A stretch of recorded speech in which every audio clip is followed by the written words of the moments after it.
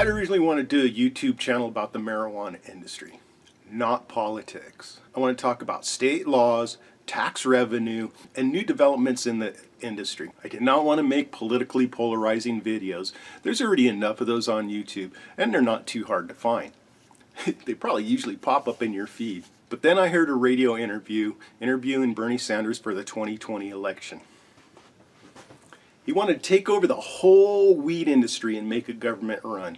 Everything from cultivation, trimming, packaging, even endpoint sales. He wants the government to be in the weed business. Now, I always knew in the back of my mind, but there it was right there out in the open for everybody to see. Weed is political. I guess it always has been if you think about it. Before the lifting of prohibition in some states, money was allocated to bureaucracies and agencies to help try to break the back of the grower, the middleman, and the end user. Money was spent on helicopters and vehicles and personnel equipment such as radios, bulletproof vests, firearms, and training.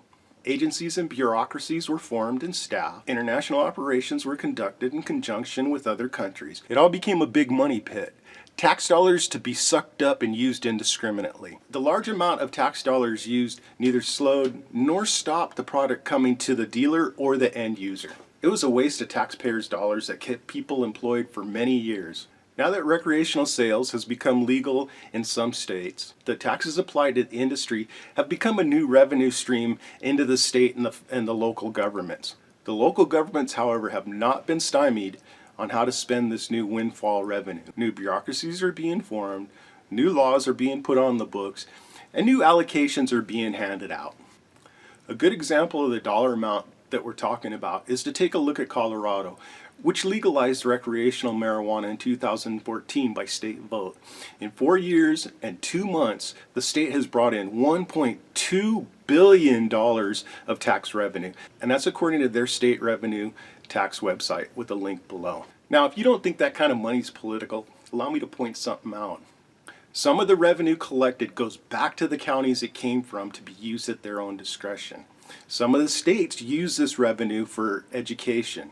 Education is always political and chronically short of money. The amount of farmland in Southern Oregon that is dedicated to growing either recreational marijuana or hemp is in the hundreds of acres. Not to mention the tax revenue stream that comes from the people that either work the farms or provide services to the farms, such as transportation and security. Due to the complexity of the industry laws and the dollar amount that is concerned, I could see a local politician or even a state politician running on a marijuana-based platform. There is a lobbying group already in Oregon that is lobbying to be able to get cross-state sales of bulk product due to the glut of bulk product that exists in Oregon.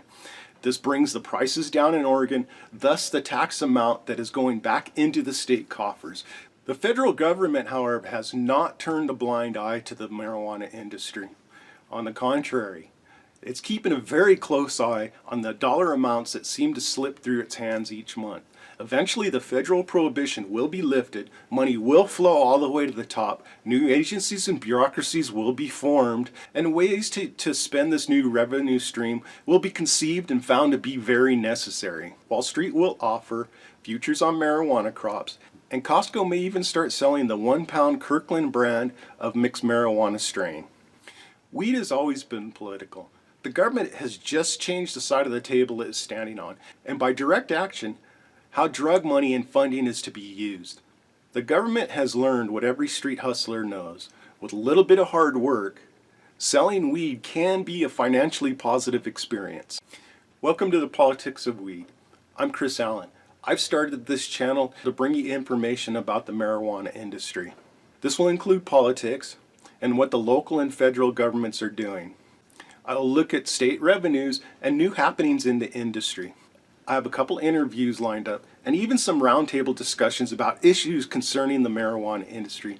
And I may even have a few stories from the bad old days when smoking a little bit of weed would send you to prison. This is not just a channel for people who smoke weed just because, or for people who use THC products for medical reasons. It's also for the people who just want to learn about this new old phenomena that seems to be sweeping the United States right now.